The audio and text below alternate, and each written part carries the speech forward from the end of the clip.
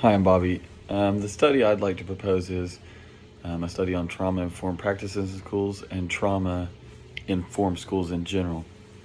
Um, I think that it's important to have trauma-informed schools and better trauma-informed practices because of the amount of trauma in students' lives. I think has increased over time, which would also be something we would look at in the study if we could find some sort of data on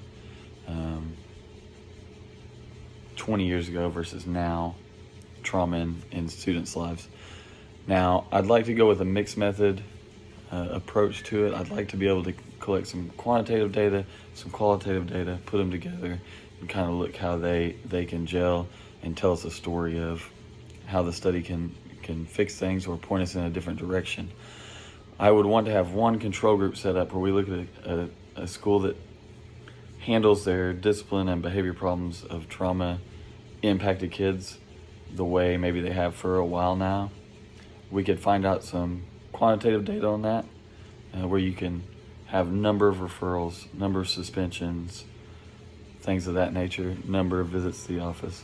Now, I would like to set up at least 2 or 3 experimental test groups to see the different approaches, one of which I would like to be just a trauma-informed school where they have, like at my school, for example, we have a hope room where kids, if you see behavior problems ramping up, can go take a 15-minute break, return to class.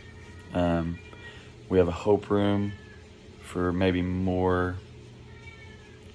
severe problem students, where they spend almost their entire day. So that would be one control group. You have teachers trained in trauma-informed practices. Then another experimental group I'd like to have where not just the teachers are trained, but also your support staff, because I think the support staff being trained could be a game changer, because so often they don't get trained the way they should in trauma practices in school. A lot of times they don't know how to handle it, and they're trying to do the best they can off the cuff. Now, the qualitative data comes in some pre-surveys, hopefully, the meat of the study, and then some post-surveys with students, with teachers, and with support staff in all groups to see if there's a difference in having those trained support staff in this one group. So anyway, this is my floor. I gotta go. Thanks for listening.